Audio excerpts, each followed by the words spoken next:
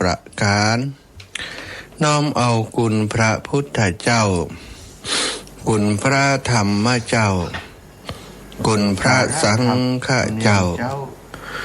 คุณพระอรหันตเจ้าอริยสงฆ์เจ้าจุตนจุองค์ได้เมตตาแผ่ปรมีมาเป็นนวโลกุตรธรรมปกเกล้าเกษาปกห่มหักษาครูบาอาจารย์พระมหาเถระ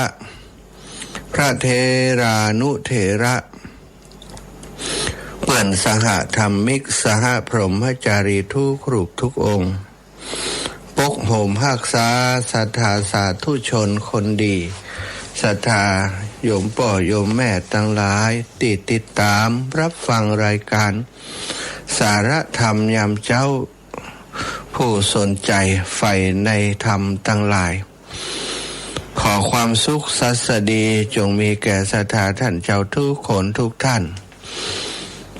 พบปะกันวันนี้วันจันทร์ที่25เดือน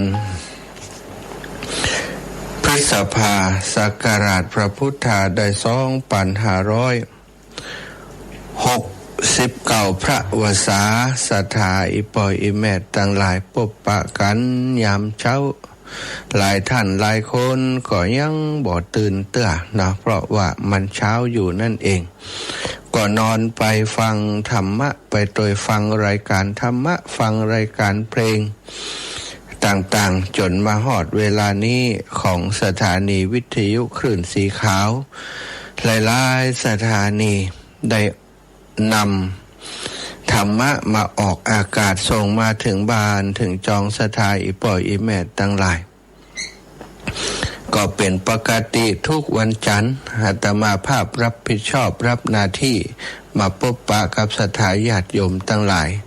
นำธรรมะที่หลากหลายมานำเสนอที่หลากหลายก็บางครั้งบางทีก็เป็นพื้นเมืองพ่องบางครั้งก็บรรยายพ่องบางครั้งก็เล่าเป็นเรื่อง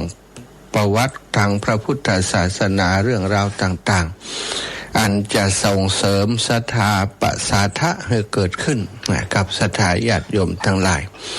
ยามเช้าๆนั้นหลายๆคนก็อาจจะยังบ่ตื่นเต้ออาจติเปิ่นนอนดึก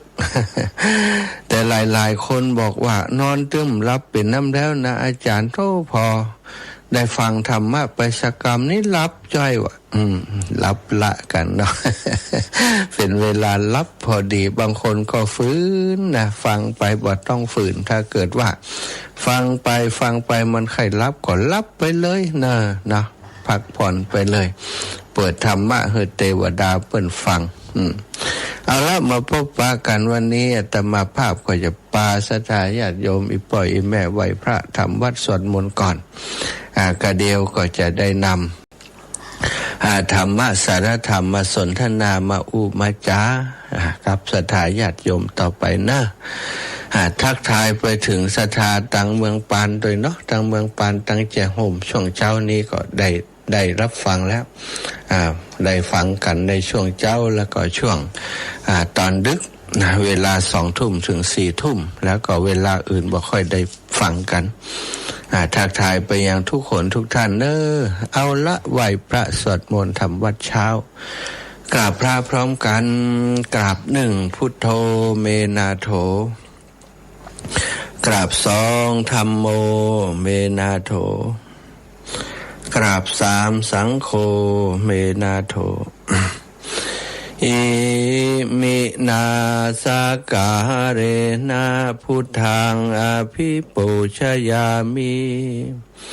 อิมินาสากาเรนะธัมมังอภิปูชยามิอิมินาสากาเรนะสังฆังอภิปูชยามิอะระหังสัมมาสัมพุทโธภควาพุทธังภควันตังอภิวาเทมิกราบ สวากขาโตภะคะวะตาธัมโม ธัมมังนะมัสสามิกราบสุปฏิปันโน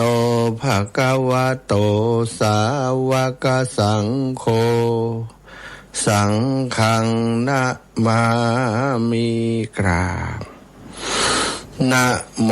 ตัสสะภะคะวะโตอะระหะโตสัมมาสัมพุทธัสสะนะโมตัสสะภะคะวะโต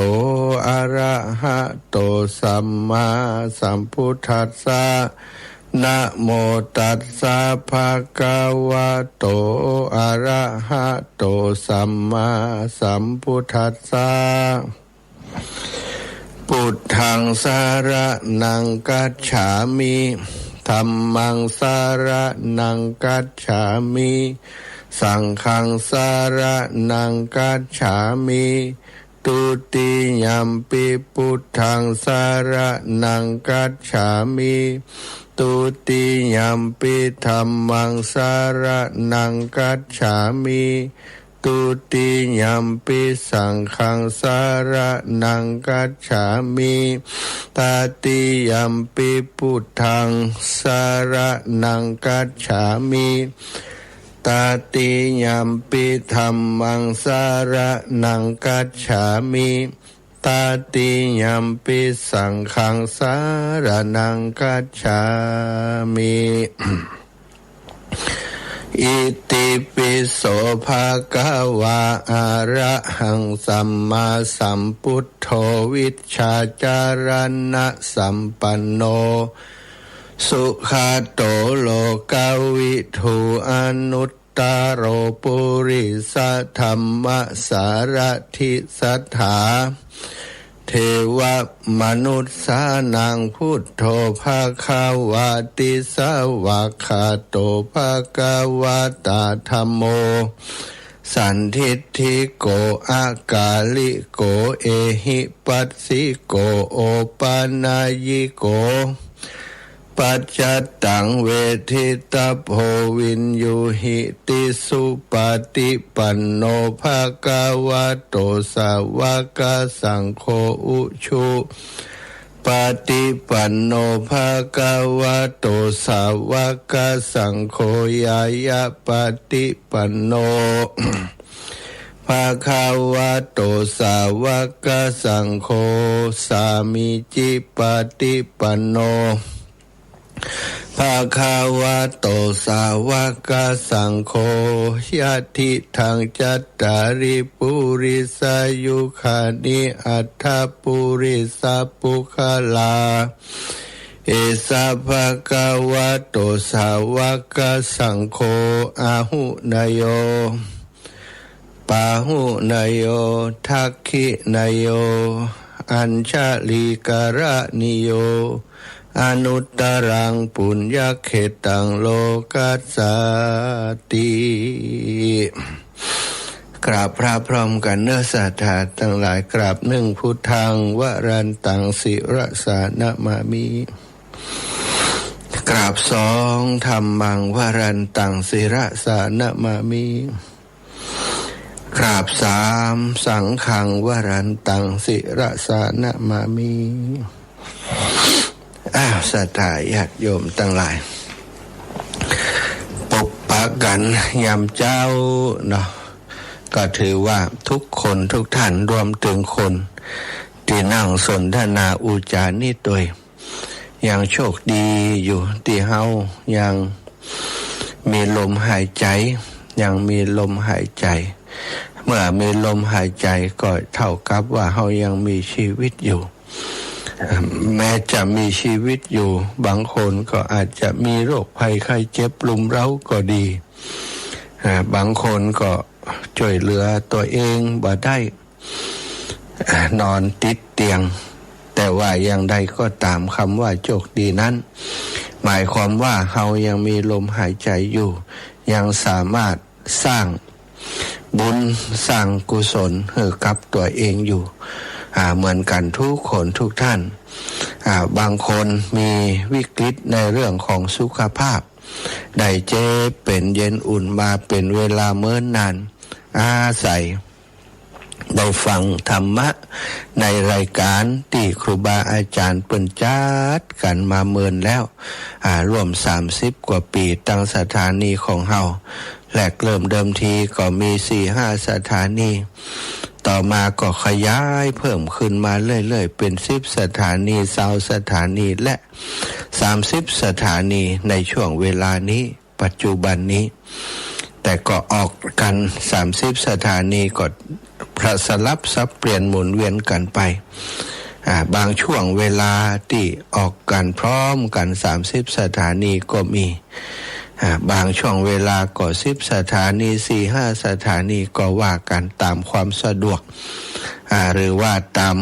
ามที่ตั้งสถานีเปิดโอกาสเปิดเกี่ยวเกาะสัญญาณจากตั้งแม่ค่าย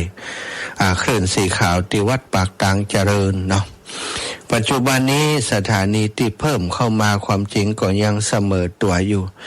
เพิ่มเข้ามาก็คือที่วัดบรรพตสถิตอำเภอเมืองจังหวัดลำปางเตียตมาภาพและก็ท่านอาจารย์พระมหานพดลสุวรรณเมธีท่านมหานพดลท่านก็เป็นผู้ก่อตั้งเป็นเจ้าของสถานีเป็นผู้อำนวยการสถานีอาตมาก็มาร่วมบริหารดูแลสถานีกับท่านอาจารย์โดยการ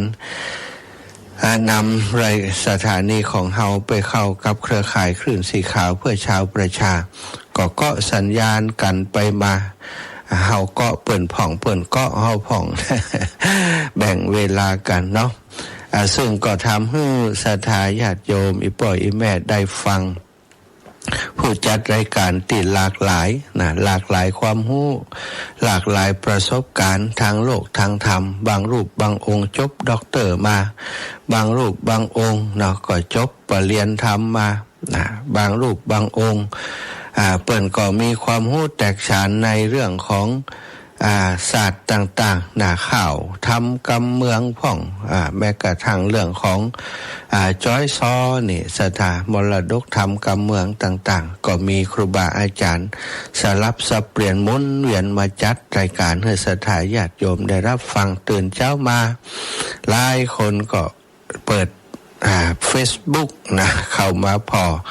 แล้วก็ฟังรายการทาง Facebook ซึ่งหลายคนบอกว่ามันชัดเจนดีอาจารย์แล้วก็มันหันหน้านะอาจารย์จะไปหาวมันข้าเจ้าหาวตัว คนตื่นเจ้าเนาะห้ามบ่ได้เนอะศรัทธาการหาวเป็นบอกว่าบางเตื้อออกซิเจนในสมองของเฮาน้อยนะทำให้เฮาต้องหาวต้องอย่างอันนี้คนตื่นเจ้าอาตมานี่ก็น่าจะเป็นตังออกซิเจนน้อยเหมือนกันนะสถาถ้าจัดรายการหาวนั่นแสดงว่าสลือพ่องละออกซิเจนในสมองน้อยละเนาะตุลุงยองนะท่านอาจารย์ชัยวัฒน์นาคเสโนซึ่งก็จัดรายการเช้าๆแบบอาตมาเนี่ยแล้วก็ตุลุงเปิ่นจัดหลายวันรวดสถา3-4 วันเช้าแบบเนี้ยเนาะก็ปรากฏว่าวันก่อนนี้ไปงานนะได้รับนิมนต์ไปงานที่ในลำปูนนะพื้นที่ใกล้เคียงนะเปิ่นแข่งตีกองปูจานะ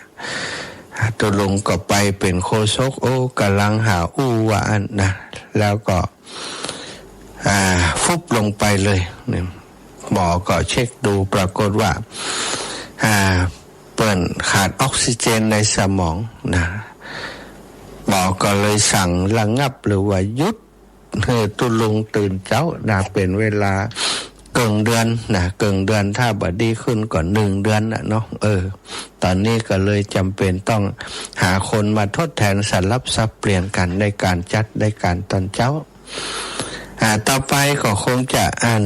หาวิธีศรัทธาอย่างอาตมานี่บางเตื้อถ้าคืนเช้ามาวันใดที่สภาพร่างกายเบาไหวก็คือเพราะว่าระหว่างวันนั้นได้ทำงานกิจการอื่นมันไม่ได้พักผ่อนหรือว่านอนดึกเนาะถ้าเบาไหวตอนเช้าก็จะเปิดที่บันทึกไว้กาอย่างกานี่มาเข้ารายการแต่ถ้าไหวก็จะมาจัดรายการสดให้ศรัทธาฟังแบบนี้นะ อ้าวพบปะกันแล้วขอบคุณแม่พิสมัยสีเทพธรรมรงค์นะได้ดูทาง Facebook ไลฟ์โยมน้องสมควรใจน้อยได้มาดูทาง Facebook ไลฟ์นะขอบคุณที่มารับชมมาดูมาให้กำลังใจกันเนาะมา2 ไลฟ์อยู่เนี่ย Facebook นะกับบางท่านบางคนก็ดูจากYouTube ติดตังวัดฝายหินเปิ่นได้เอาไปลงใน YouTube ซึ่งช่องทาง YouTube นี้ก็จะอยู่เมินน้อยนะอยู่เมินถ้า Facebook นี่1 เดือนก็หายละนะบัดได้ตั้งอย่างอื่นไว้ส่วนถ้าเป็น YouTube นี่พิมพ์เข้าไปดูสาระธรรมยำค่ำยำเจ้าหรือว่าพิมพ์เชื่อตมาภาพรายการเหล่านี้ก็จะขึ้นมาให้ศรัทธาได้ติดตามได้พบปะกันเช้าวันนี้ศรัทธาก็จะนำเรื่องที่มันเป็นข้อเท็จจริงนะในพุทธศาสนาก็ฟังพระพุทธเจ้ามาก็ตั้งใจว่าจะปฏิบัติธรรมบรรลุมรรคผลนิพพานโดยเร็วนะไม่อยากจะเวียนว่ายตายเกิดอยากจะบรรลุธรรมให้เร็วที่สุดศรัทธาก็พยายามนะในการทำสมาธิปฏิบัติธรรมเดินจงกรมเดินจงกรมที่บนภูเขาคิชกูฏนะท่านชื่อพระโสนโกลิวิสะท่านเป็นผู้ที่มีความตั้งใจแรงกล้าในการปฏิบัติธรรมอย่างมากถึงขนาดที่ตั้งจิตอธิษฐานเดินจงกรมอย่างนักบยุทหย่อนจนกระทั่งฝ่าเท้าทั้งสองของท่านแตกหลั่งเลือดนองชโลมเต็มทางเดินจงกรมศรัทธาฝ่าเท้าแตกแล้วท่านเดินบ่ไหวเจ็บนะศรัทธาญาติโยมเอาเข่าเดินหรอกเดินเข่าจนหัวเข่านี้แตกแล้วก็ถูกก้อนหินเล็กๆน้อยๆมันบาดมันทิ่มมันต่ำมันแตก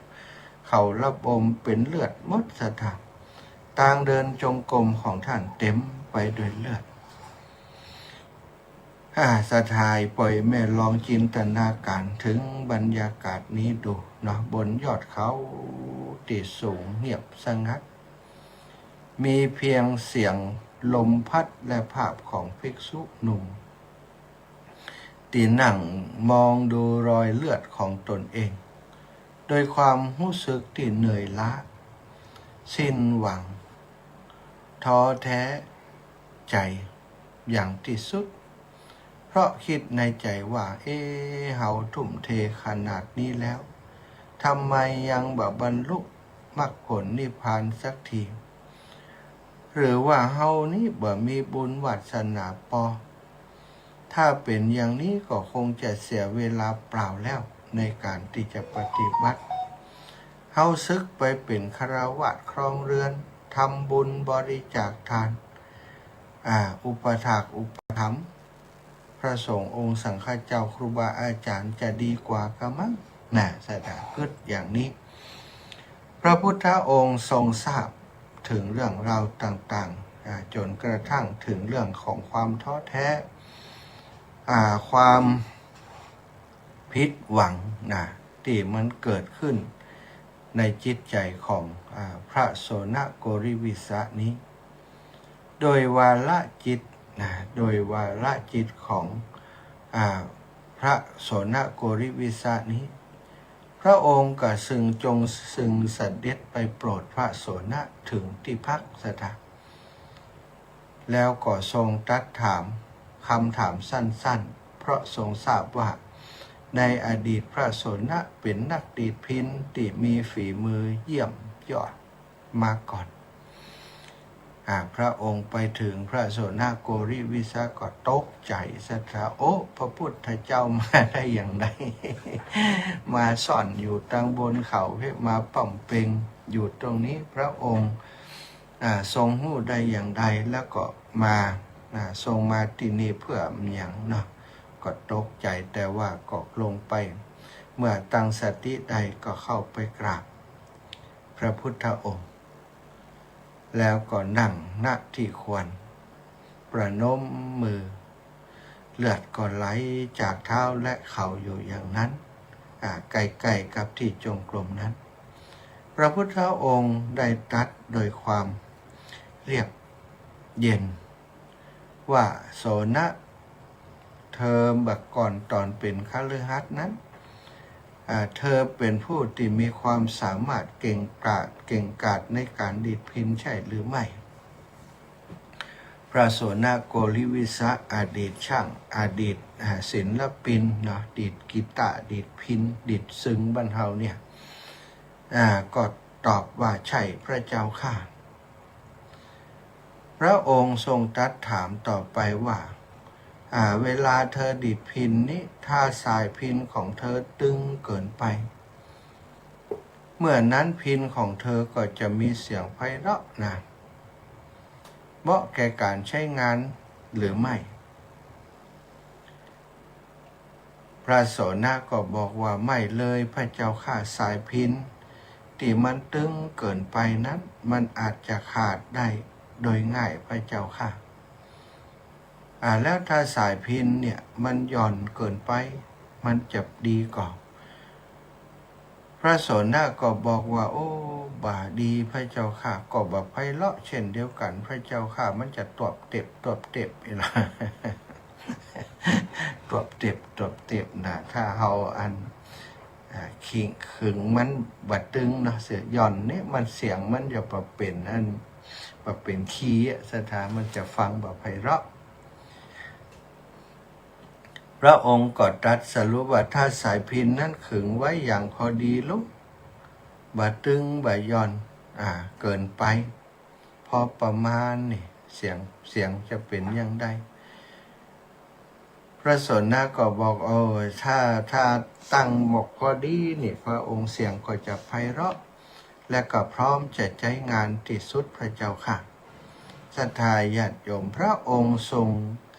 ทรงเป็นผู้ที่มีกุศโลบายนะมีบรรเทาบเดียวเพิ่นว่าอัจฉริยะเนาะอัจฉริยะในการที่จะสอนคนในการที่จะฝึกคนหู้นิสัยหู้สันดานของคนอย่างในที่นี้นะหู้ว่าพระโสนโกริวิสะนี่ฉลาดหรือว่าเก่งในการดีดพิณเพราะฉะนั้นถ้าอู้เรื่องพิณนะทะลุปุโป่งมันจะเอาเพลงอย่าง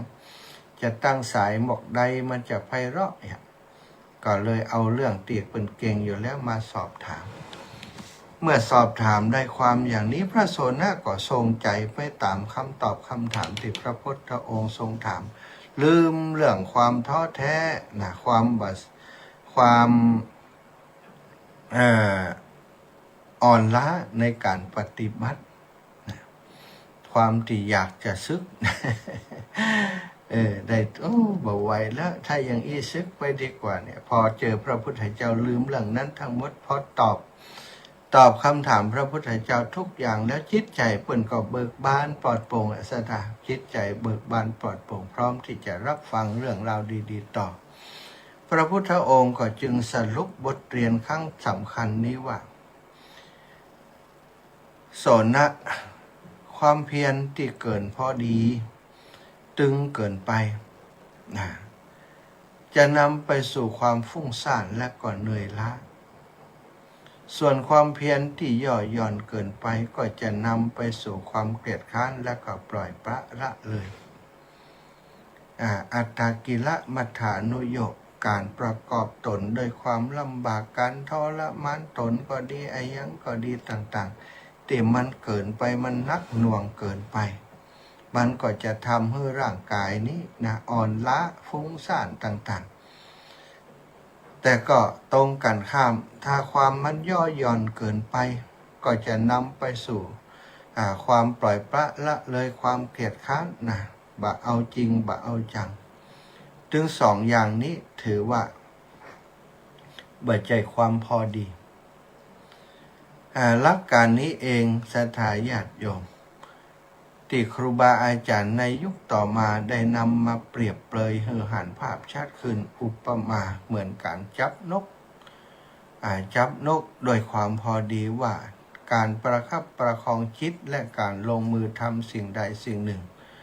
ก็เหมือนกับการที่เฮากำนกตัวน้อยๆไว้ในมือถ้าเฮาบีบแห้งจนเกินไปนกตัวนั้นก็จะย่อมจะขาดใจตายเหมือนความตั้งใจตีตึงเกินไปมันก็จะเครียดถ้าเฮากำหลวมๆจนเกินไปนกตัวนั้นก็ย่อมจะบินหนีไปในที่สุดความปล่อยปละละเลยจนไร้ระเบียบก็ทำให้จิตของเฮานั้นบ่อยู่กับที่มันจะหนีไปที่อื่นหลังจากพระโสนะได้ฟังพระดำรัสแล้วก็เข้าใจเคล็ดลับเรื่องความพอดีท่านจึงปรับความเพียรของท่านใหม่บ่ฮักโหมจนเกินไปและบ่ปล่อยปละละเลยจนย่อหย่อนยานในที่สุดท่านก็สามารถพัฒนาจิตของท่านจนบรรลุธรรมเป็นพระอรหันต์ได้สำเร็จเรื่องนี้บ่ได้ใช่แค่เป็นการนั่งสมาธิหรือการปฏิบัติธรรมเหล่านั้นเท่านั้นแต่มันคือศาสตร์แห่งความสำเร็จของคนยุคปัจจุบันหลายคนในตอนนี้อาจจะกำลังทำงานบ้างานวิ่งล่าความสำเร็จจนร่างกายพังความสัมพันธ์รอบตัวแตกหักหรือว่าตึงเกินไปบางคนก็อาจจะกำลังปล่อยชีวิตไปวันๆแบบมีเป้าหมายย่อหย่อนยานเกินไปลองกลับมาสำรวจตัวเองแล้วก็เรียนรู้ที่จะจับนกในมือ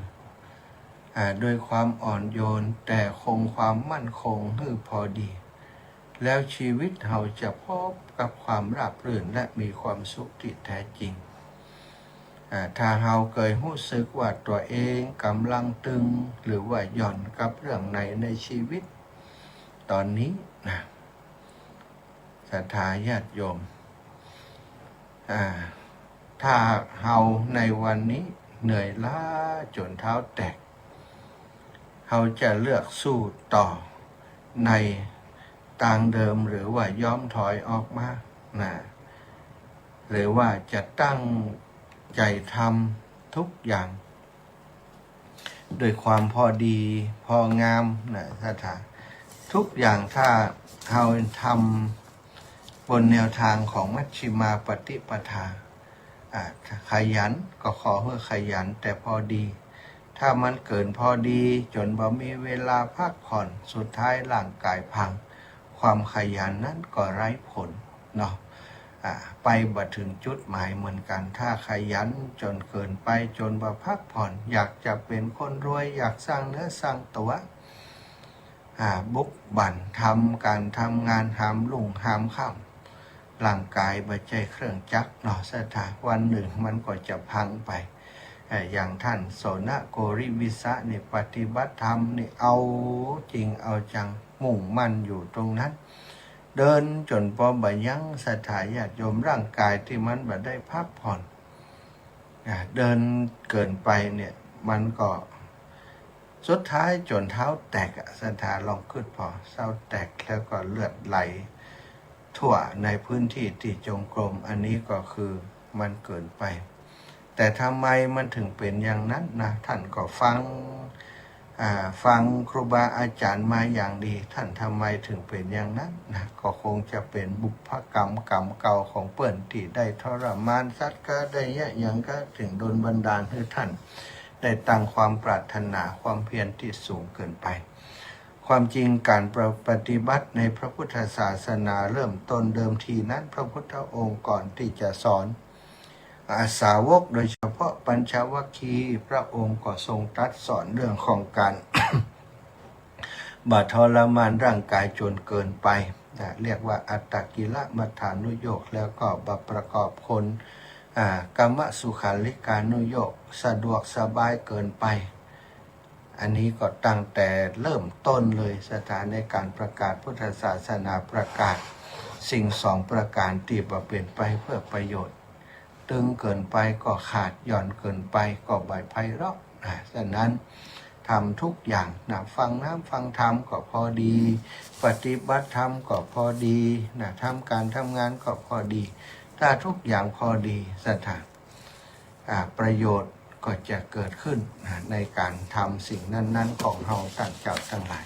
เอาละเนาะก่อนจะหมดชั่วโมงนี้จะปั่นเวลาให้ศรัทธาติดตามรับฟังได้โทรเข้ามาสัก 4-5 สายเนาะจากนั้นก็จะพักสักกรรมแล้วก็จะมาพบปะกันในช่วงที่2 0808844173 0808844173โทรกันมาได้แล้วโทรกันมาได้เลยอยู่ที่ไหนต่างใดอยากจะอุจาสนทนากันก็โทรมาในเบอร์นี้เนอะศรัทธาเอาช่วงที่ศรัทธายังบ่ได้โทรเข้ามากำเตือแม่อุ้ยอินตื่นแล้วยัง แม่อุ้ยอินแม่แก้วพาเนาะบ้านพี่น้องตังสะเมิงเนอะได้ฮับปากแม่อุ้ยอินเมื่อแล้วนะตั้งแต่ปีก่อนพุทธนะศรัทธาเข้าวาสาออกวาสาแล้วแม่อุ้ยอินเปิ้นบอกว่าเปิ้นเก็บเตียนไว้ให้ท่านอาจารย์จะมาเอาบ่ได้เตียนที่จะเอามาหลอดเตียนอาตมาก็บอกไอ้แม่ไปว่าเดี๋ยวก่อนเด้อถ้าเปิ้นกำหนดวันหลอดเตียนเรียบร้อยแล้ว จะมาหาแต่ว่าช่วงก่อนนั้นโยมแม่อุ้ยอินนี่บ่สบายป่วยเจ็บเป็นเย็นอุ่นเนื่องจากอายุนักแล้วเนาะสภาพร่างกายก็เป็นธรรมดาล้อเกวียนที่มันเก่าแล้วมันก็ชำรุดทรุดโทรมไป ก็ทำให้แม่อุ้ยอินบ่ค่อยสบายก็ติดบ้านนะตอนนี้ติดบ้านติดเตียงแต่ก็ติดอยู่ระยะหนึ่งตอนนี้ติดบ้านก็คือไปไหนบ่สะดวกแล้วจากว่าก่อนนี้80ปลาย34นี่ยังขี่รถใดอยู่นะขี่มอเตอร์ไซค์แต่ตอนนี้ก็อยู่กับบ้านนะแม่อุ้ยอินก็ถามว่า อาตมาก็ตั้งใจว่าจะไปเยี่ยมอุ้ยตั้งแต่ตอนที่เพิ่นบ่สบายแล้วก็หาโอกาสก็ติดงานติ๊กเลยบ่ได้มาวันตะวานี้วันซืนก็ตะวาแม่อุ้ยเพิ่นก็โทรมาก็ถามว่าอาจารย์ตกลงจะมาบ่ได้ก็อาตมาก็ตั้งใจไว้ว่าถ้าประชุมเรื่องของหลอดเตียนแล้วก็จะเข้าไปหาอุ้ยสักวันเนาะตอนนี้ก็ได้เวลาแล้วที่จะไปหาอุ้ยเนอะในวันที่ในวัน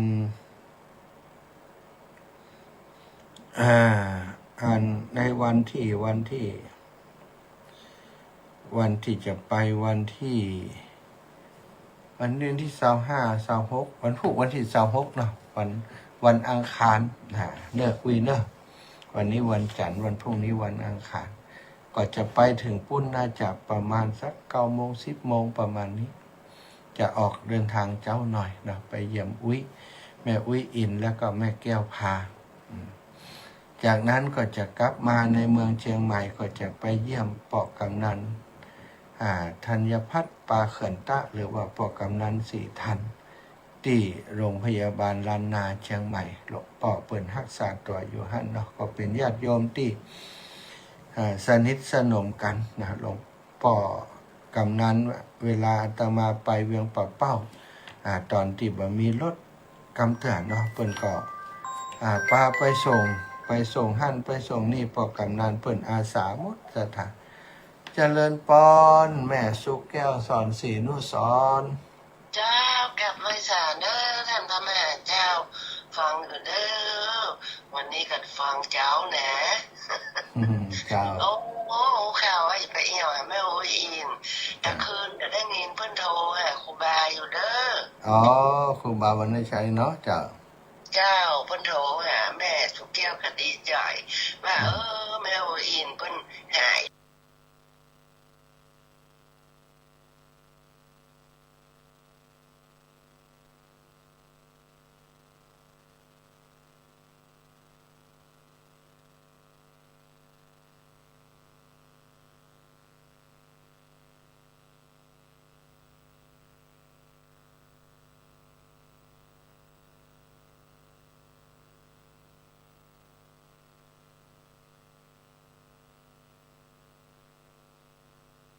อยู่เด้อวันนี้กันฟังเจ้านะ เจ้า โอ้ข่าวไอ้ไปเอี่ยวแม่โอ้ยอินแต่คืนก็ได้ยินเพื่อนโทรหาครูบาอยู่เด้ออ๋อครูบาวันได้ใช้เนาะเจ้าเจ้าเพิ่นโทรหาแม่สุแก้วก็ดีใจว่าแม่โอ้ยอินเพิ่นหายแล้วดูขอเพิ่นปานหอมปานหายขอเพิ่นสุขภาพแข็งแรงเว้ยๆเด้อเจ้าฝากความคิดถึงไปหาเด้อดีแล้วถ้าจะรักฟังอยู่เหมือนกันตอนเจ้านี่โอ้ได้ยินเสียงเจียวๆตะคืนเนี่ยโอ้ดีแล้วโอ้เจ้ากลับไว้จ้าเด้อสาธุเจ้าบุญรักษาโยมแม่เนาะก็เป็นดาราประจำเหมือนกันนะแม่อุ้ยอินเนี่ยเปิดฟังรายการธรรมะตลอดติดตามตลอดแล้วก็เสมอนี่รู้สึกว่าเปิ้นจะโทรเยอะกว่าคนอื่นบ่ค่อยได้โทรมาแม่อุ้ยอินนี่โทรเป็นประจำนะเกือบจะทุกรายการที่ครูบาอาจารย์เปิ้นจัดถ้าเปิ้นฟังได้เปิ้นก็จะโทรมาเข้ารายการช่วงหลังๆที่เปิ้นบ่ได้โทรน่ะก็เลยได้ฮู้ว่าบ่ลังบ่สบายกะคนเฒ่า โทรไปหาปรากฏว่าลูกเปิ้นห้ำอีแม่บ่สบายอยู่โรงพยาบาลอาจารย์ว่า แต่ตอนนี้ดีขึ้นแล้วเนาะเก่งแล้วเป็นคนเก่งแล้วดีขึ้นแล้วสุขภาพปกติเกือบจะปกติเนาะแหมสักน้อยก็คงจะเดินเหินไปไหนมาไหนสะดวกขึ้นหมอเพิ่นก็รักษาได้ถูกต้องเนาะถูกต้องจัดยาจัดหยังให้จนอุ้ยนี่กลับฟื้นสุขภาพมาฟังธรรมได้แล้วก็ดีใจละอุ้ยเนาะฟังธรรมได้นี่ก็ถือว่านี่ช่วงที่สุขภาพบดีนั้นบ่ได้ฟังธรรมด้วยนะใจมันดี ถามอุ้ยว่าฟังกะบ่ได้ฟังอาจารย์ใจบ่ดีนะมันบ่ม่วนนะเนาะตอนม่วนนี่ก็ฟังกันไปศรัทธาเฮ้ยวันหนึ่งที่สุขภาพร่างกายบ่ไหวแล้วนะก็อาจจะบ่ได้ฟังแอบอยู่อย่างนี้อาศัยว่าช่วงที่บ่ไหวก็เอาธรรมะไปปฏิบัติคัดเกลาดูแลตัวเองไปศรัทธาก็คงจะมี1 สายเนาะชั่วโมงนี้ขออนุญาตพักก่อนเดี๋ยวมาพบปะกันในชั่วโมงถัดไปนะฝ่ายก็ที่จะโทรก็พักไว้ก่อนกันแล้วกันเดี๋ยวผมมาพบปะกันในชั่วโมงถัดไป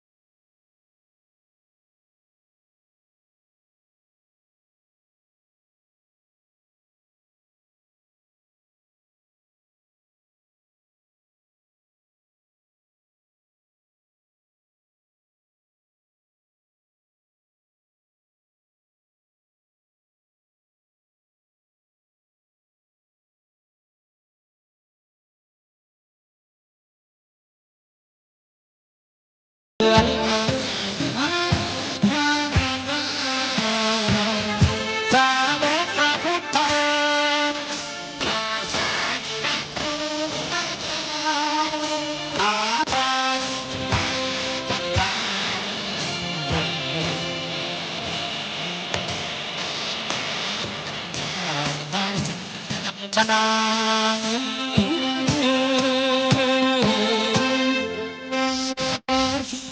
เดินมาไฟปัด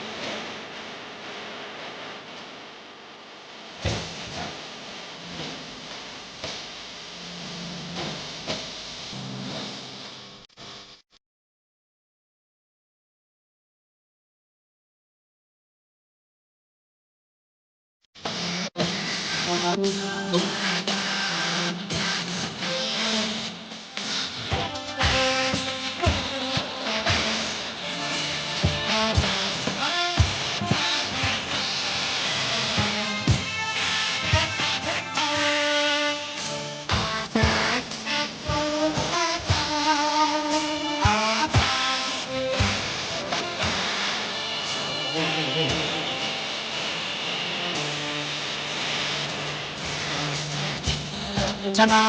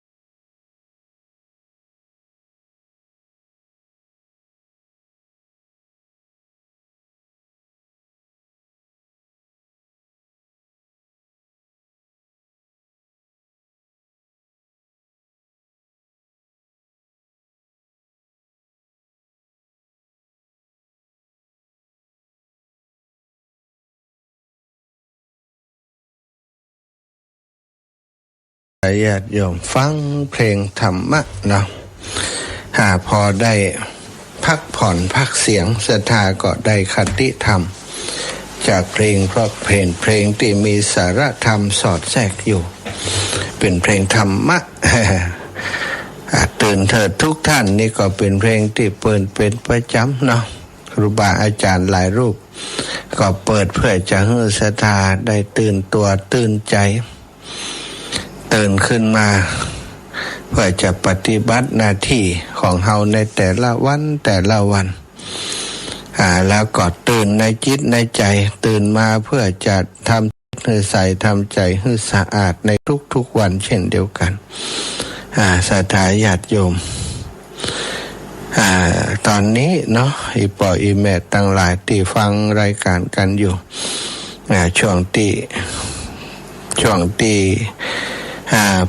พักตะกี้ก็มีญาติโยมได้โทรเข้ามาโยมแม่บัวพัดกุลันจากต้นสานฝางได้โทรเข้ามาแสดงความคิดความเห็นถามถึงเรื่องแม่วิอินบอกว่าคืนก่อนเพิ่นก็โทรมาตะกี้แม่สุกแก้วสอนศรีนุสรว่าตะคืนเพิ่นก็โทรหาท่านอาจารย์วรรณชัยนะสุขภาพเพิ่นดีขึ้นแล้วมีอารมณ์ที่จะโทรพ่องแล้ว เมื่อก่อนอารมณ์ที่จะโทรมันแบบมีสุขภาพมันแบบดีเนาะ สุขภาพบ่ดีใจบ่ม่วนสถาก็เลยใจมันก็เลยบ่อยากจะโทษจะยังตอนนี้ดีขึ้นแล้วศรัทธาญาติโยมก็ขอบคุณนะที่ได้โทรมาแม่บัวพัดตะกี้ก็บอกว่า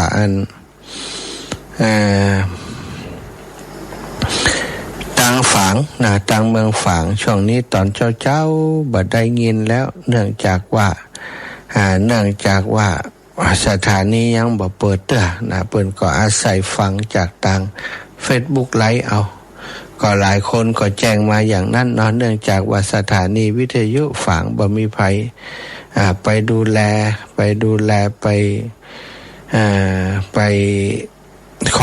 คอยแก้ไขปัญหาต่าง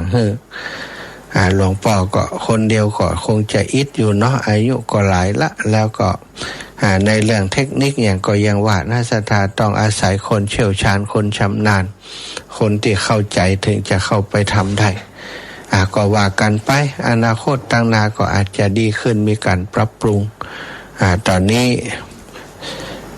เอาฟังจากทาง Facebook ไลฟ์ไปก่อนกันแล้วกันเนอะศรัทธาศรัทธาญาติโยมทั้งหลาย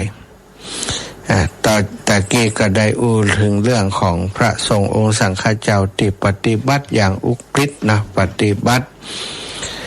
ที่ถือว่าตึงเกินไปพระโกโสนโกริวิสะเดินจงกรมจนเท้าแตกหัวเข่าแตกสถานที่จงกรมกลายเป็นเลือดแดงสารไปจนเกิดความท้อแท้ว่าโอ้เฮาถ้าบ่ได้บรรลุมรรคผลอย่างแล้วท้อแท้จะยุดการบำเพ็ญแล้วจะซึกจะไปเป็นฆราวาสทำบุญดีกว่าข้าเนาะกึดอย่างนี้พระพุทธเจ้าก็เสด็จไปโดยลวงอากาศเป็นภาษาเมียง เวลาเทศน์ในฝนวันโดยลวงอากาศเพาะไปนะโดยทางอากาศก็ไปหาปรากฏให้ท่านได้หันแล้วก็ถามท่านเคยเป็นช่างดีดพิณมาก่อนเวลาดีดพิณนี้ตึงเกินไปดีก็บ่ดีเจ้าข้ามันจะขาดย้อนเกินไปลมมันบ่ไพเราะเจ้าข้าถ้าอย่างใดล่ะต้องตั้งบอกพอดีมันถึงจะไพเราะการปฏิบัติก็เหมือนการตึงเกินไปก็จะขาดเหนื่อยเปล่าทรมานร่างกายจะเกิดความฟุ้งซ่านบ่ไหวบ่ได้ถ้าย่อนเกินไปปล่อยปะละเลยมันก็เลื่อยมาเลี้ยง มันก็จะสำเร็จบ่ได้เหมือนกันฉะนั้นต้องทำให้พอดีมันถึงจะดีก็ตามมัชฌิมาปฏิปทานั่งสมาธิมันสับประงกมันง่วงแล้วแบ่งเวลาถ้านั่งนานเกินไปร่างกายเนาะศรัทธามันก็จะมีปัญหาก็ลุกขึ้นมาเดินนั่ง30เดิน30อิดเดินแล้วก็นั่งทำอย่างนี้นะศรัทธาทำให้พอดีทำกิจกรรมต่างๆให้พอดีทุกอย่างอย่างที่มันพอดีนี้มันก็จะเกิดผลทำให้เราได้รับผลที่ดีการทำงานอย่างต่างๆก็เหมือนกันการทำบุญสุนทรทานการกินการทานก็เช่นเดียวกันทำบุญก็ทำแต่พอดีถ้าเกินไปแล้วบางคนมีแต่เอาไปทำบุญหมด บางวัดเป็นบอกว่าทำบุญนักแต่สละนักจะได้บุญนักบางคนบริจาคเป็น100 ล้าน10 ล้านเพื่อจะอยากจะเป็นคนที่ได้บุญนักเอาไปเอามาสตางค์มดหันเลยว่าบ่ใจพอสตางค์มดครูบาเจ้าสำนักที่ให้บริจาคนั้นว่าสนใจแล้วเพราะได้ตังค์เพิ่นมาหมดแล้วนี่ก็มีข่าวให้ได้ยินได้ฟังอยู่เหมือนกันเนาะฉะนั้นเราทำอย่างแต่พอดีอย่าให้เกินกำลังไปถ้าเกินกำลังถ้ามันตึงเกินไปมันก็ขาดถ้ามันหย่อนเกินไปก็บ่งาม บัพไพเราะนั่นเองศรัทธาต่ออีกเรื่องหนึ่งกันแล้วกันในพุทธประวัติของพระพุทธเจ้าถ้าอู้ถึงพุทธเจ้าหลายคนก็คงจะนึกถึงถ้าอู้ถึงว่าคนที่เป็น เป็นศัตรูของพระพุทธเจ้านะศัตรูเป็นกู้รักกู้แค้นกันกับพระพุทธเจ้าก็คงจะนึกถึงพระเทวทัตเนาะ ในธรรมพื้นเมืองเกือบจะทุกเรื่องเกือบจะทุกเรื่องติดถ้าอู้ถึงเรื่องว่า โดยเฉพาะเรื่องที่เป็นนั้นประวัติของพระพุทธเจ้าในอดีตชาตินะในอดีตชาติพระเจ้า500ชาติก็อย่างการต่างๆเนี่ยมันจะมีว่าเวลาสรุปธรรมสรุปอย่างเนี่ยถ้าตัวใดเป็นตัวโกงนี้ก็จะว่าในอดีตนะคนนั้นคนที่ทำลายกุมารกาตเนี่ยอย่างต่างๆเนี่ยทำอย่างที่บดีนั้นตอนนี้ก็เกิดมาเป็นเทวทัตนั้น อย่างอีเป็นต้นเนาะสัตว์หลายคนก็คงจะว่าเทวทัตนี่มันเกิดมาลึกอย่างเดียวกะให้อย่างเดียวเลยกะนะทำแต่สิ่งบดีอย่างเดียวเลยกะศรัทธาญาติโยมทั้งหลายถ้าเทวทัตทำบดีมาตั้งแต่ต้นแต่แรกนะอาตมาคิดว่าพระพุทธองค์ก็คงบวชเนาะแต่ในการเริ่มต้นแรกๆนั้นพระเทวทัตก็มาเข้ามาบวชก็มาแบบที่ต้องการจะบวชจริงๆนะศรัทธาต้องการจะบวชต้องการเพื่อจะให้ได้มรรคผลจริงๆซึ่งการบวชของท่านก็ไม่ได้มาแต่คนเดียวมากันถึง7 คน7 คนซึ่งเป็นตอนนั้นก็มีเรื่องเล่าว่าในวงสากยะโกริยะวงกับวงของสากยะนี้นะมีคนติบวชตามพระพุทธเจ้ายังบัดนักเตอแล้วพระกุมารตั้งหลาย 5-6 คนนี้อยู่ในครอบครัวหรือว่าในญาติของพระพุทธเจ้าฝ่ายพ่อฝ่ายแม่พระพุทธเจ้าอันต่างพระประยุรญาติตั้งหลายก็อู้กันว่าคนตั้งหลายกุลบุตรตั้งหลายบวชตามพระพุทธเจ้าเป็นอันมากคนในราชสกุลของเฮานี้บ่ค่อยมีไผใส่ใจสนใจหรือว่าบวชติดตามนี่มีน้อยเหลือเกินก็มาอู้จากันในครอบครัวอันเป็นญาติของพระพุทธเจ้าตั้งฝ่ายบิดาพ่องฝ่ายมารดาพ่องเปิ้นก็อู้กันแล้วก็สุดท้ายไผที่มีลูกประจายก็บอกว่าบวชติดตามพระพุทธเจ้านะหนึ่งในที่บวชตามพระพุทธเจ้าก็มีเจ้าชายพัทธิยะต่อมาก็คือพระพัทธิยะเถระเจ้าชายอนุรุทธะต่อมาก็คือพระอนุรุทธะเถระเป็นผู้เลิศด้านทิพยจักษุแล้วก็เจ้าชายอานันทะ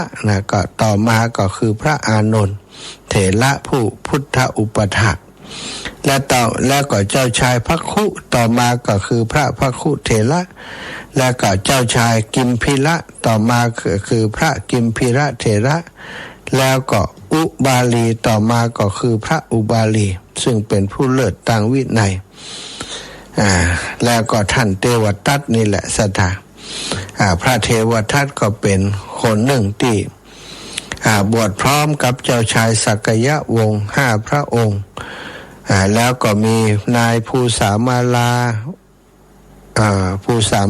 ของเจ้าชายทั้งหลายนั้นนะอุบาลีนี่ก็เป็นภูสามาลาบวชโดยรวมกันแล้วเป็น7 รูปพร้อมกับพระเทวทัตบวชในวันเดียวกันซะตาแต่คนที่บวชก่อนก็คือพระอุบาลีในช่างกัลบก ภูสามาลาคนแต่งตัวหรือว่าช่างกัลบกสั่งภูสามาลาของพระราชกุมารทั้ง6 นะทั้ง6นี้ศรัทธาญาติโยมทั้งหลายดูปูมหลังดูพื้นเพการบวชของพระเทวทัตนั้นก็ตั้งใจบวชจริงๆแล้วก็ได้บวชโดยเอหิภิกขุอุปสัมปทานะบวชที่อนุปิยะนะได้บวชที่อนุปิยะเสนานิคมนะเมื่อบวชแล้วเมื่อบวชเข้ามาแล้ว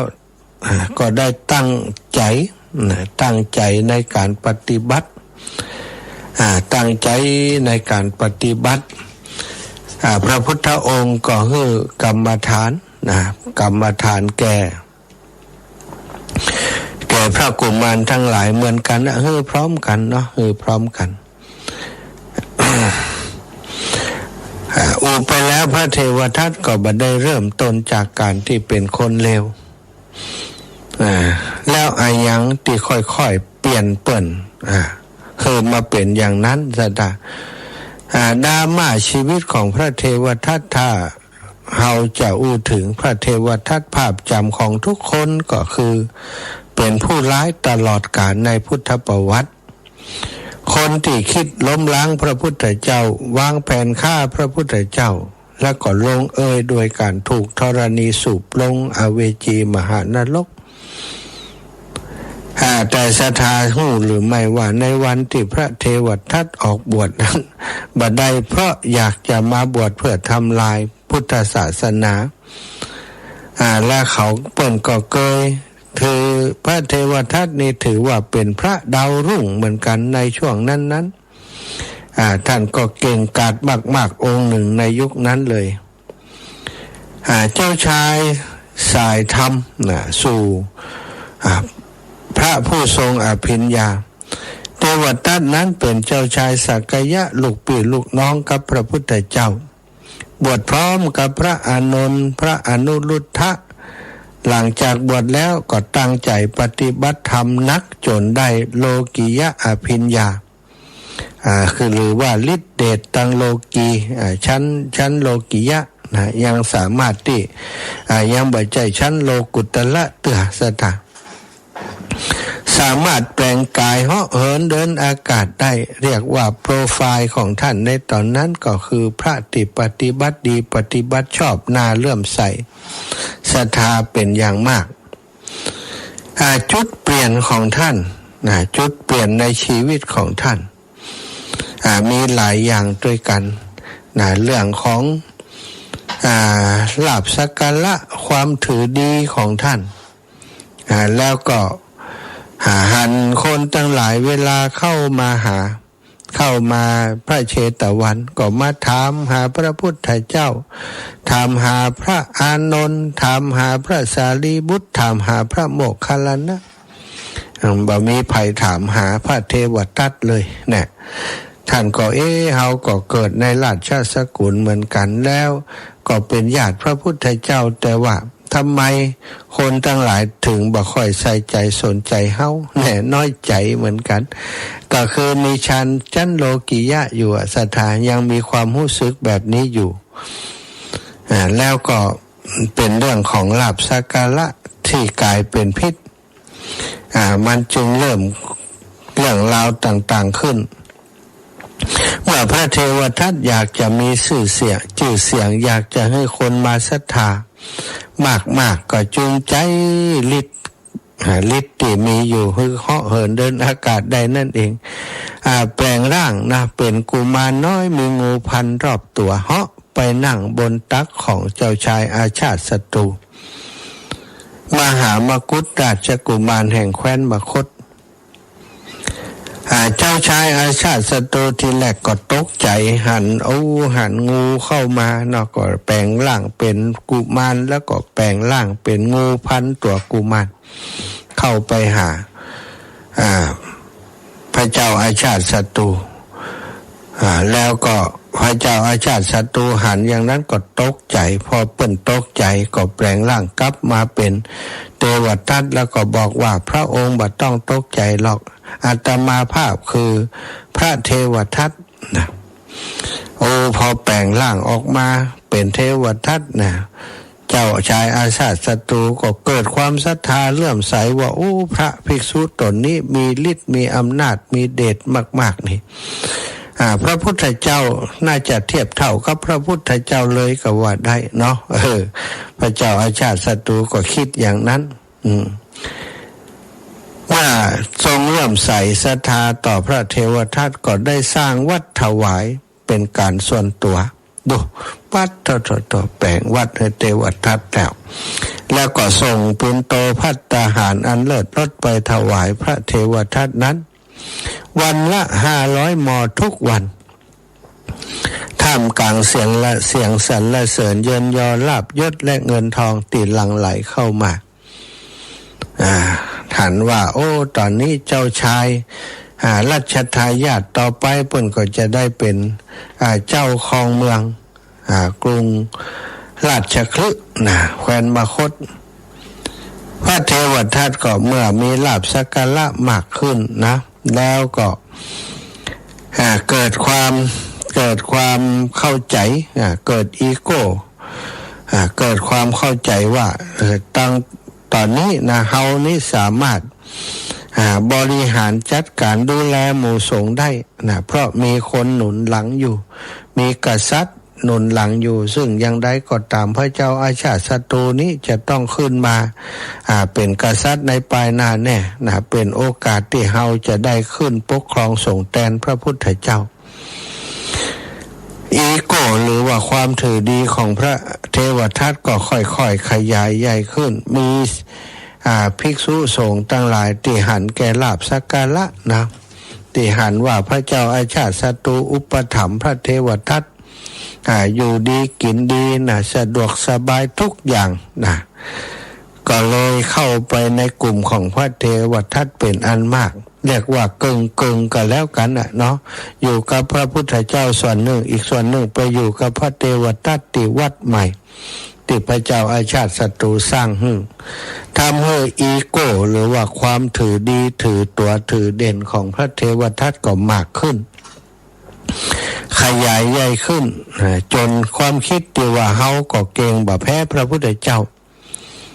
ทำไมเฮาจะต้องอยู่ใต้ร่มเงาของพระพุทธเจ้าเล่าความคิดนี้ความรู้สึกนี้เริ่มกัดก่อนหัวใจของพระเทวทัตสุดท้ายความมืดก็เข้าครอบงำอย่างสมบูรณ์แบบความโลภแล้วก็ความอยากใหญ่ทำให้พระเทวทัตนี้ถึงกำเริบเสบสารมั่นใจเป็นอย่างยิ่งเดินไปหาพระพุทธเจ้าพร้อมกับหมู่สงฆ์ทั้งหลายติดตามพระเทวทัตไปแล้วก็ทูลขอที่จะบริหารคณะสงฆ์แทนพระพุทธเจ้าโดยอ้างว่าพระพุทธเจ้านั้นทรงชราแล้วอิดเหนื่อยกับการประกาศศาสนามามากแล้วต่อจากนี้ตนจะขอทำหน้าที่แทนว่าทำหน้าที่แทนพระพุทธเจ้าพระองค์ต้องอย่างยุ่มได้ไปเถอะ ต่อไปนี้หน้าที่ในการเผยแผ่หรือว่าปกครองสงฆ์นี้เป็นหน้าที่ของเฮาของเทวทัตพระพุทธองค์ทรงทราบเรื่องที่พระเทวทัตจะทำอย่างนั้นเป็นอย่างดีพระองค์ก็ทรงปฏิเสธอย่างตรงไปตรงมาบอกว่าเทวทัตถ้าหากเขาจะมอบหมายให้ไผทำหน้าที่แทนเฮาคนที่เหมาะสมกว่าเธอนั้นมีมากหลายท่านสารีบุตรท่านพระโมคคัลลานะท่านพระมหากัสสปะและอีกหลายรูปหลายองค์ที่เป็นพระเถระผู้ใหญ่ที่มีความน่าเชื่อถือภิกษุทั้งหลายเคารพนับถือมีเยอะไปหมดแต่บ่ใจเธอเทวทัตเธอนั้นก็เหมือนกับคนที่กลืนกินเขละนี่ก็คือ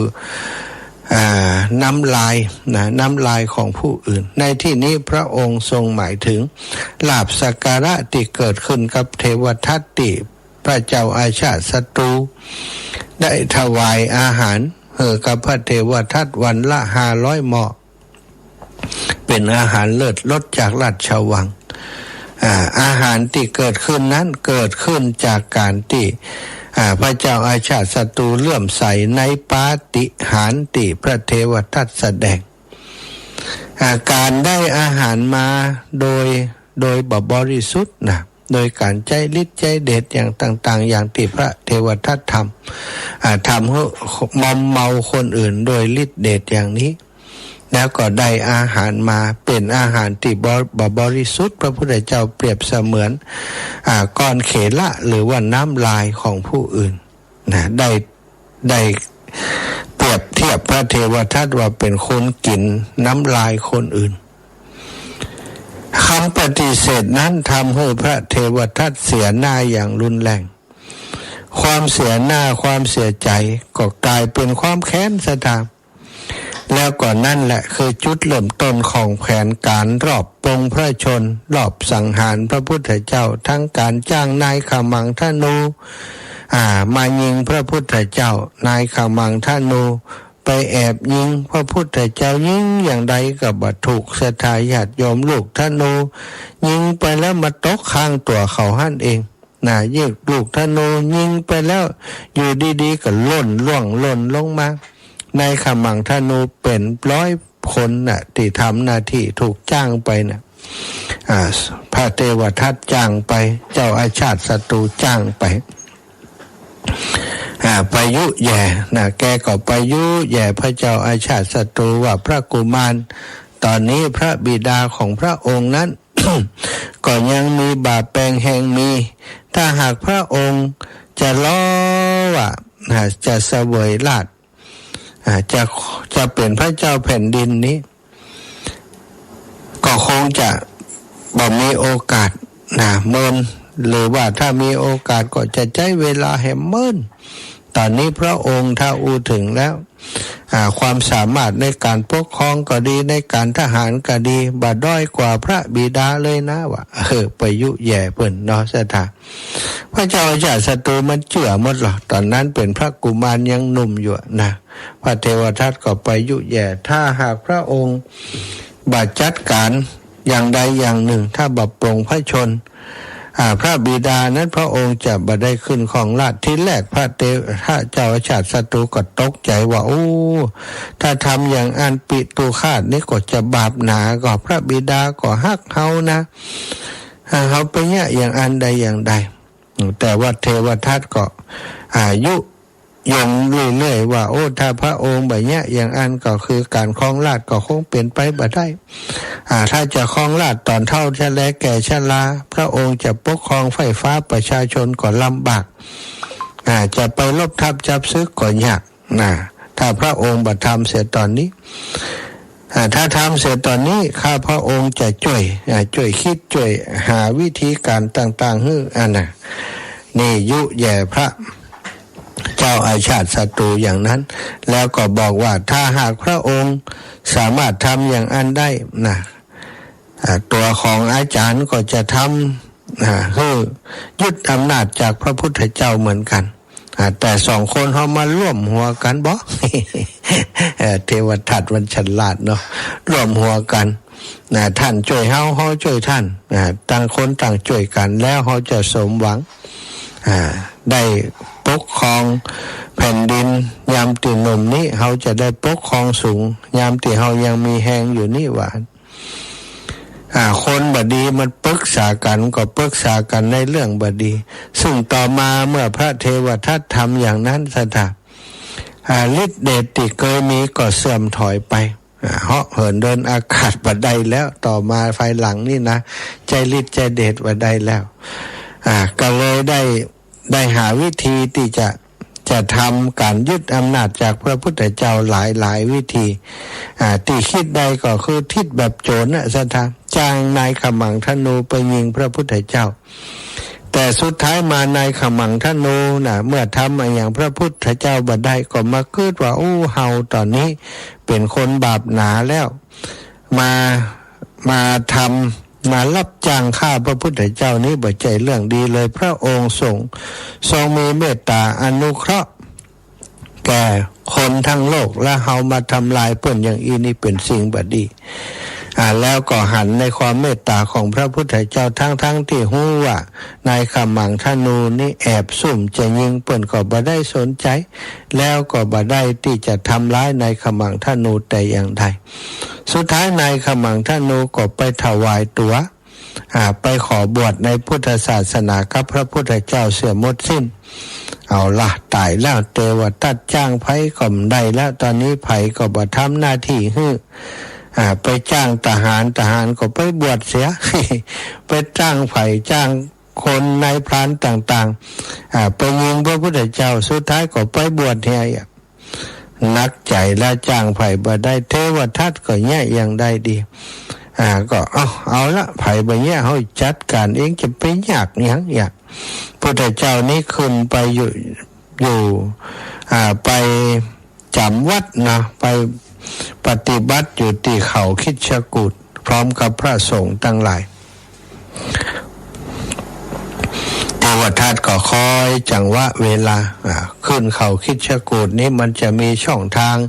ที่เดินลงจากเขามานะช่องนั้นมันจะเป็นอยู่ต่ำกว่าเขาเนาะแล้วก็หนทางที่ลงมานั้นถ้ากิ่งหินลงมานี่รับรองแน่บัดรอดแน่อีวะเทวทัตก็ไปขึ้นไปอยู่บนเขาปุ่นนะซ่อนตัวอยู่เมื่อพระพุทธเจ้าเสด็จลงมาจากเขาหันได้ช่องเมาะแล้วนี่ทางตั้งก็ได้งัดก้อนหินก้อนหนึ่งก้อนใหญ่มากเลยสถางัดก้อนหินก้อนหนึ่งฮึกตึ้งลงมากะว่าลงมาทับพระพุทธเจ้าแล้วแน่ว่าแต่โดยพุทธพินิหารนะปุญญาบารมีของพระพุทธเจ้าปรากฏว่าก้อนหินก้อนใหญ่ๆติดกลิ้งลงมานั้นนะแตกกระจายไปสถาแตกกระจัดกระจายไปเป็นก้อนเล็กก้อนน้อยบ่ได้กิ้งลงมาทับพระพุทธเจ้าอย่างที่พระเทวทัตตั้งใจก่อนแต่ว่าก่อนยังมีก้อนเล็กก้อนน้อยนั้นแตกสะเก็ดมันแตกมาสะเด็นใส่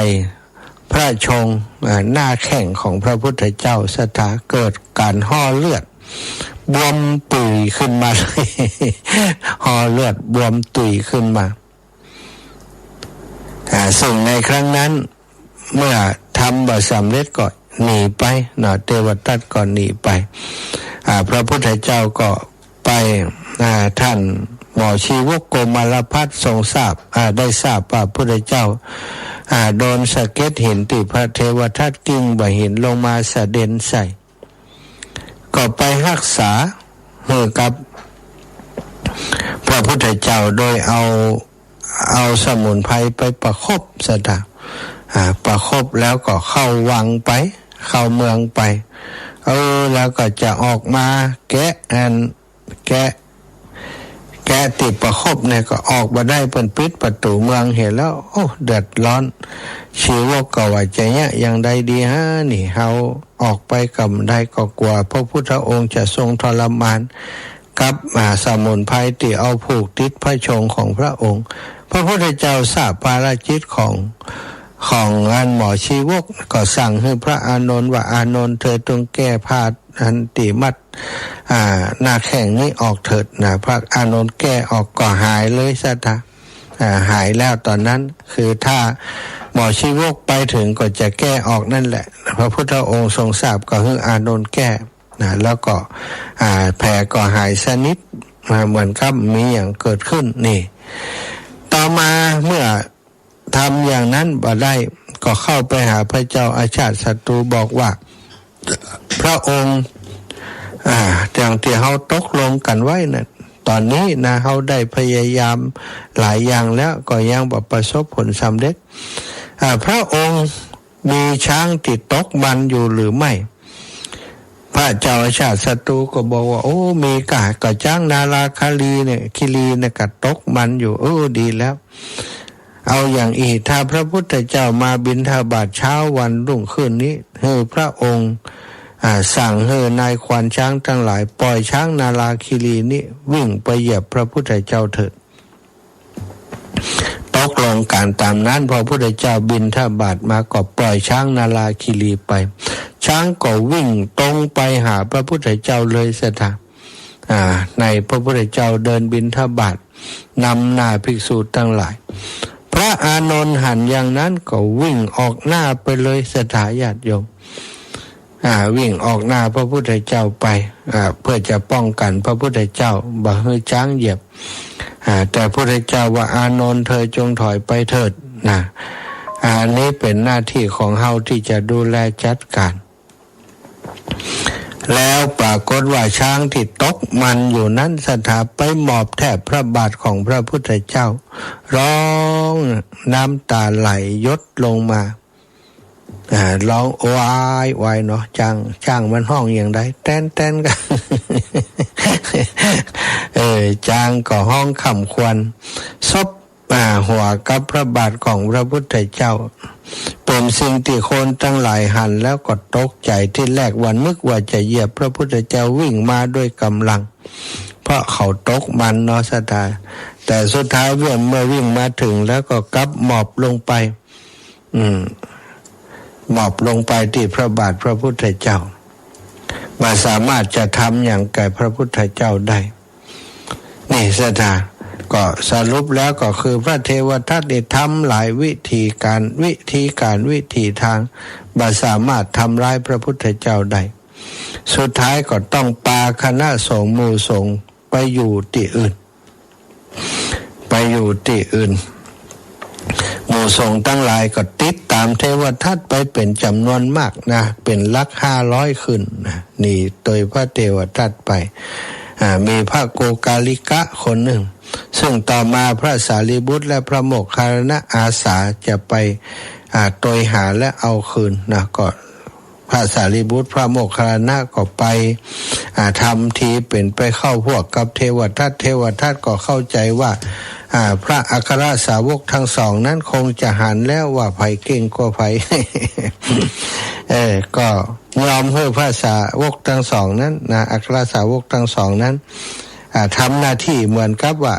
ตัวเองเป็นพระพุทธเจ้าแล้วก็มีสาวกคือพระสารีบุตรโมคคัลลานะเนี่ยเป็นสาวกฝ่ายขวาฝ่ายซ้ายแต่งตั้งเรียบร้อยเลยสถาพระสารีบุตรโมคคัลลานะก็ได้ไปสอนภิกษุทั้งหลายเหล่านั้นให้เข้าใจธรรมะเข้าใจการปฏิบัติที่ถูกต้องซึ่งเมื่อพระสารีบุตรโมคคัลลานะอบรมหมู่สงฆ์เหล่านั้นให้เข้าใจว่าภัยคือผู้นำที่แท้จริงแล้วก็การปฏิบัติทำให้คนที่ปฏิบัติตามนั้นได้เข้าใจสุดท้ายก็หันกลับมาติดตามพระ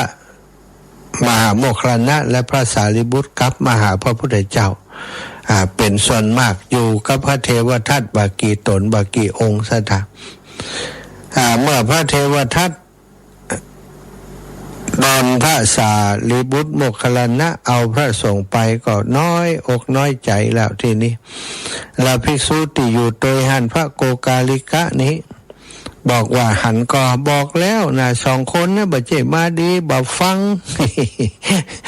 ใจเข่ากระทุ่งพระเทวทัตนะตีเข่าพระเทวทัตว่าแต่โกกาลิกะนี่มันตัวใหญ่หรอตีเข่าพระเทวทัตไปหลายดอกจนพระเทวทัตก็อักเลือดแล้วก็ล้มป่วยตั้งแต่หันมาพอล้มป่วยก็ได้สติได้คิดว่าตอนนี้เฮาได้ทำผิดกับพระพุทธเจ้าเป็นอย่างมากได้สำนึกผิดจากไปกราบพระพุทธเจ้าแต่พระพุทธองค์เมื่อทรงทราบว่าเทวทัตจะมากราบก็บอกเขาว่าเทวทัตนี่มันสายไปแล้วนะเขาบ่สามารถจะมาถึงที่เฮาอยู่นี่ได้เพราะเขาจะถูกแผ่นดินสูบเขาก็เอาข่าวนี้ไปบอกเทวทัตก็กลัวว่าจะถูกแผ่นดินสูบพอทราบอย่างอันปุ๊บบ่ยอมเอาเท้าลงแตะดินเลยจ้างคนให้หามแค่มาบอกว่าจะไปหาพระพุทธเจ้าให้ได้จะไปกราบขอขมาโทษกับพระองค์พระพุทธเจ้าเป็นตนเมตตาคงบ่ถือโทษโกรธท่าน คนทั้งหลายบอกว่าพุทธเจ้าบอกว่าท่านจะไปบัดถึงนะท่านจะถูกแผ่นดินสูบถึงกะเขาจะบ่เอาตีนลงดินมันจะสูบได้อย่างไร ศรัทธาเขาก็หามไปพระพุทธองค์ทรงตรัสว่าวันที่7นะโดยเฉพาะวันที่7นั้นเทวทัตระวังมากเลยระวังมากแต่ญาติทายาทโยมด้วยความเผลอเลอเหมือนเดิมก็คิดว่าใกล้จะถึงที่พระพุทธเจ้าประทับอยู่แล้วนะก็ให้เขาพักผ่อนตรงนั้นนะคงบ่มีอย่างแล้วแต่วันที่7ก็มาถึงแล้วตอนนี้ก็บ่น่าบ่มีวี่แววแล้วเขาก็จะถึงพระพุทธเจ้าอยู่แล้วเขาพอเขาวางแค่ลงไปพระเทวทัตก็เอาตีนหย่อนลงไปยังบัดแตะพื้นดีกำเตือปรากฏว่าแผ่นดินที่พระพุทธเจ้าพระเทวทัตพักอยู่นั้นนะก็แยกออกมาแยกออกมาเป็นแผ่นดินแยกออกมาแล้วไฟนรกบรรลัยกันก็วูบเอาพระเทวทัตตกลงไปอันนี้คือวาระสุดท้ายแต่ว่าก่อนจะตกลงไปพุทโธพุทโธนะสัทธากล่าวคำว่าพุทโธพุทโธพุทโธก็คือถึงพระพุทธเจ้าเป็นที่พึ่งนั่นเองคือเกิดความสำนึกผิดด้วยเหตุนี้สัทธาญาติโยมบอกว่าพระเทวทัตนั้นที่พระพุทธเจ้าให้พระเทวทัตมาบวชนั้นถามว่าพระองค์ทรงทราบก่อนพระเทวทัตก็จะทำแบบนี้โดยอตีตญาณญาณที่ไปในอดีตอนาคตังสยานญาณที่ไปในอนาคตพระพุทธเจ้าทรงทราบอย่างดีให้มาบวชก็เพื่อจะต้องการให้เนี่ยเป็นแบบนี้คือพระเทวทัตทาคองคฤหัสถ์เขาจะทำเรื่องเลวร้ายมากนักแต่พอมาบวชนี้แม้จะทำร้ายพระองค์แต่สุดท้ายเมื่อพระเทวทัตสำนึกตัวนั้นก็จะมาขอโทษขอขมาแล้วก็คำสุดท้ายติดเปล่งออกมาก่อนจะถูกสูบลงไปในนรกก็คือพุทโธพุทโธด้วยคำนี้จะทำให้พระเทวทัตนี้เมื่อเสวยวิบากกรรมในนรกแล้วพุทธเกิดมาต่อไปในอนาคตจะได้เป็นพระปัจเจกพุทธเจ้าองค์หนึ่งคือตรัสรู้ได้เป็นพระปัจเจกพุทธเจ้าองค์หนึ่งในอนาคตไปหน้าพระองค์จึงอนุเคราะห์ให้เทวทัตมาบวชอย่างนี้สัทธานี่อีปออีแม่ตั้งหลายลาภสักการะทำให้คนพาลนั้นเหมือนต้นกล้วยติดตายเพราะลูก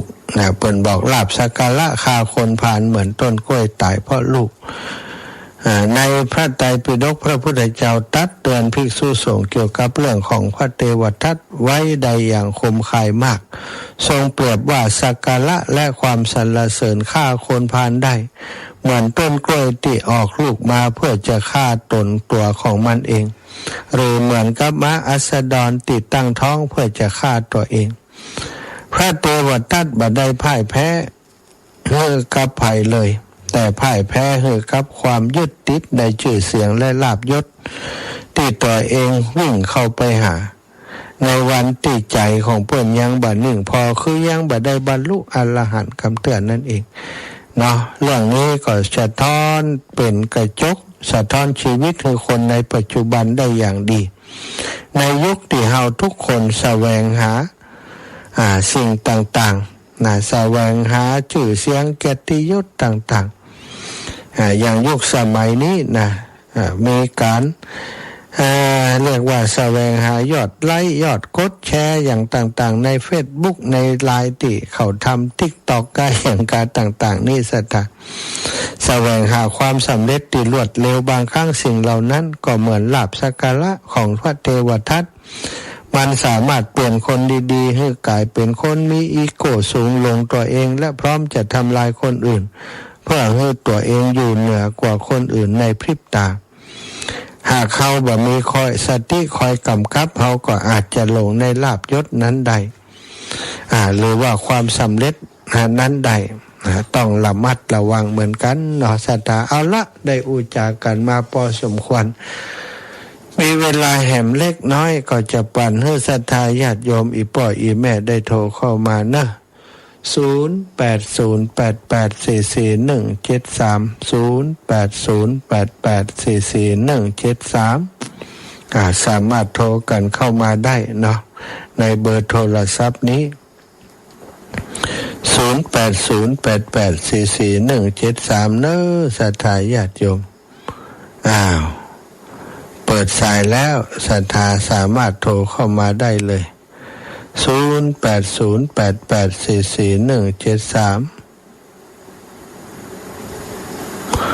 0808844173สำหรับการรอเตียนเนอร์ศรัทธาญาติโยมวันที่วันที่20เดือน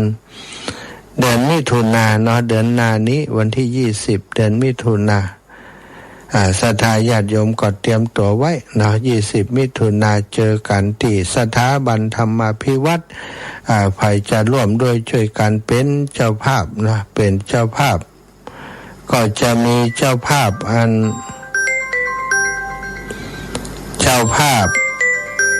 ทายธรรมต่างๆนะเจ้าภาพสังฆทานนะก็สามารถติดต่อได้ที่ท่านอาจารย์สาธิตธีระปัญโยเจริญพรแม่คำนวณเท้ากล่าวสาธุตื่นแล้วฟังแล้วนอเจ้าบ้านเฮาได้ฟังตั้งแต่กี่โมงมาแม่ฟังตั้งแต่ป้าจะป้าสีปลายละแม่เจ้ากำลังตื่นละตื่นแม่แต่เจ้าละแม่มากินยาไทยแม่จะไปหาหมอวันนี้แม่ไปส่องกล้องอ๋อเจ้าแม่เจ้าก็เลยมาปอมันนี่ไปแล้วแม่เลยมากินมาเป่ามาฟังมาลุ้นเจ้าอันวันที่เพิ่นจะไปแอวกันวันที่14 15 16เดือนสิงหาเนี่ยหลอดเตียนปุ่นจังหวัดสุรินทร์บุรีรัมย์ศรีสะเกษเดี๋ยวหลอดเตียนนี่เหรอหลอดเตียนวันที่20เดือนหน้านี้แล้วก็แล้วไปปุ่นมันเห็นอย่างก็14 15สิงหา14 15 16สิงหาปุ่นเนอะหลังวันแม่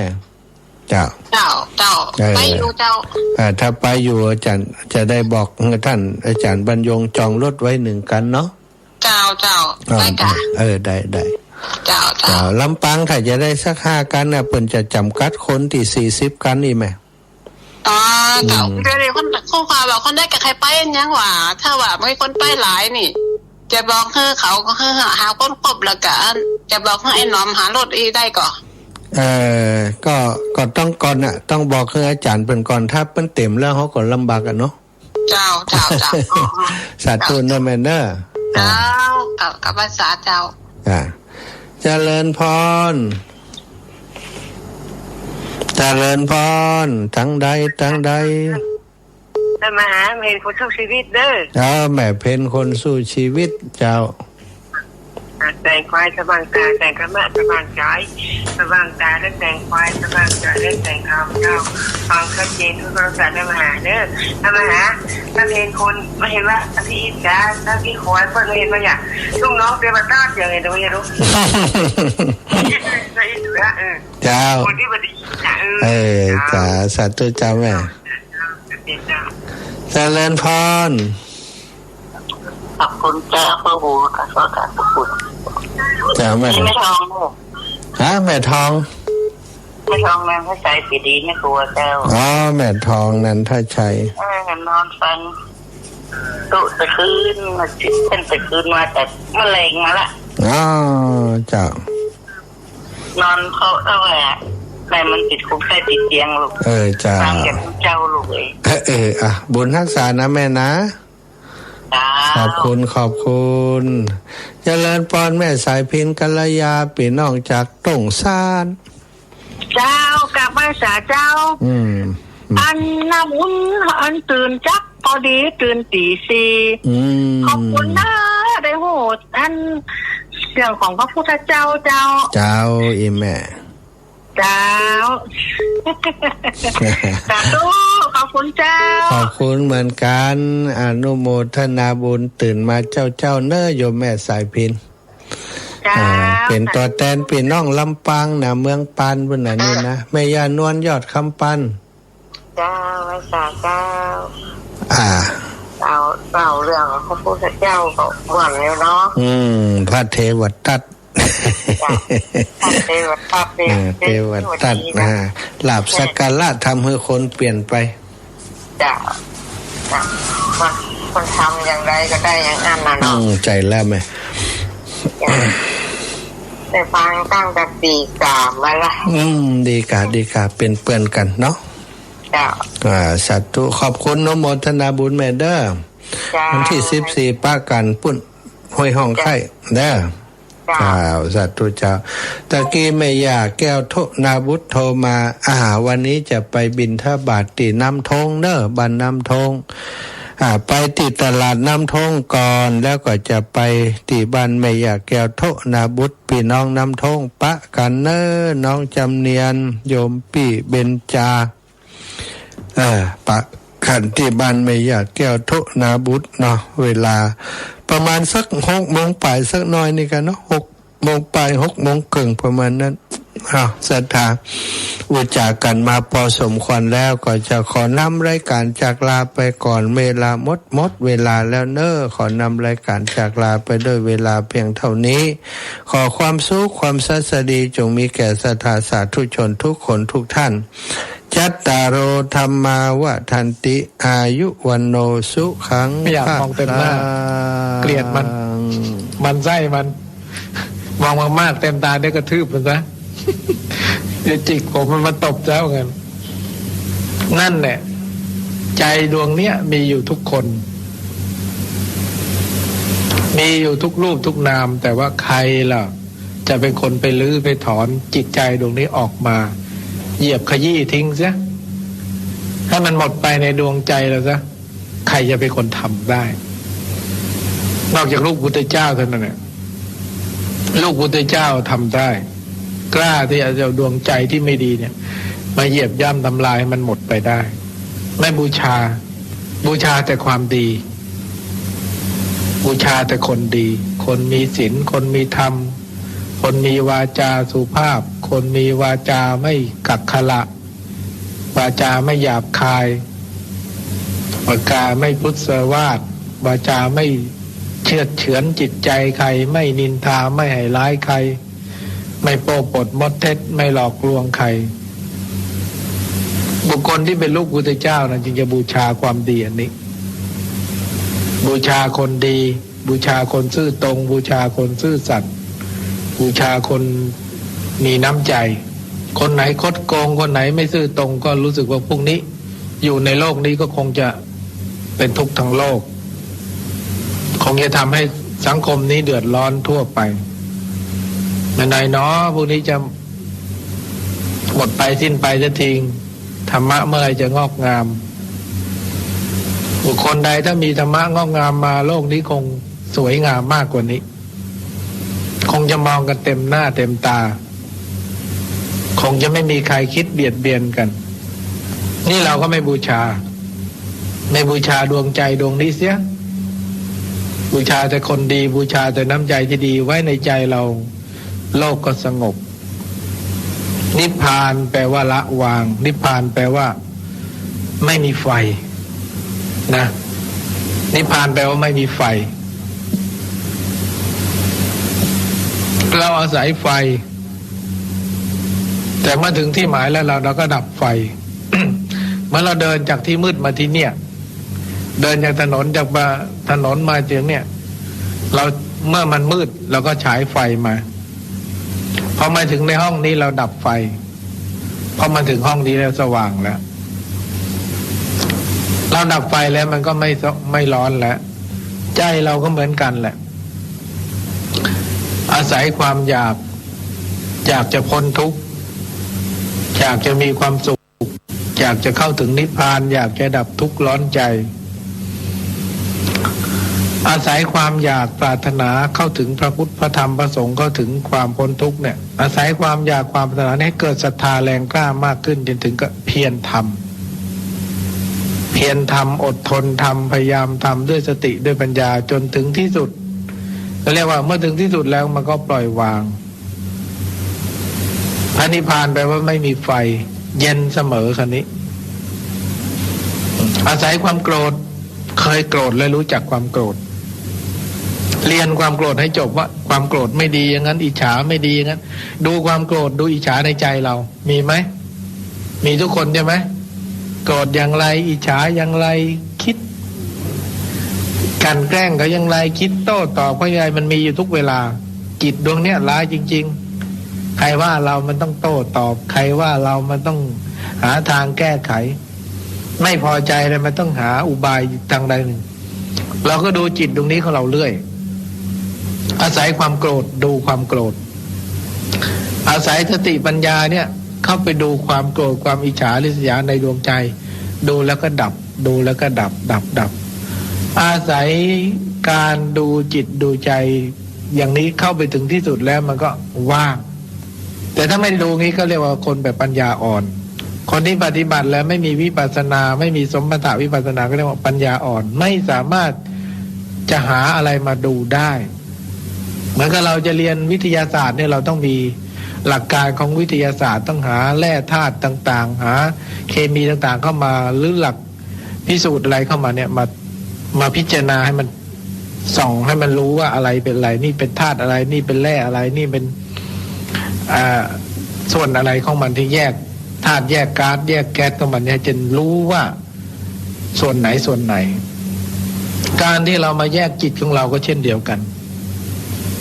เราต้องเห็นความโกรธเราต้องเห็นความเกลียดความอิจฉาริษยาที่เกิดในใจเราก็แยกไปจนมันละเอียดอ่อนแล้วก็ดับไปที่สุดเขาเรียกว่านำมาใช้ได้ดวงใจดวงนี้เมื่อรู้แล้วก็ดับ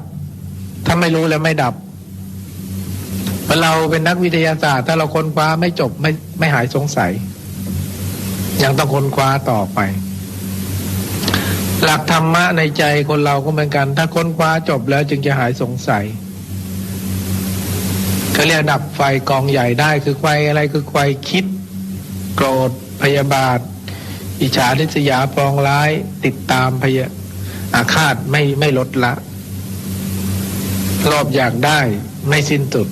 หลงไม่รู้ความจริงว่าเกิดแก่เจ็บตายเป็นของเราไม่รู้ว่ามะเร็งเป็นของเราเอดส์เป็นของเราไม่รู้ว่าโรค108ทุกชนิดเนี่ยอยู่ในกายเราหมด มันจะงอกขึ้นมาเมื่อไหร่เท่านั้นจะรับเชื้อเต็มเมื่อไหร่เท่านั้นเนี่ยทุกคนมีทั้งนั้นแหละมีเชื้อทุกเชื้อเนี่ยแต่ว่ามันจะสมบูรณ์หรือไม่ทุกคนมีโรคทุกคนนะแต่ว่ามันยังไม่รับเข้ามากิเลสปัญหาตัณหาเลยแต่108มี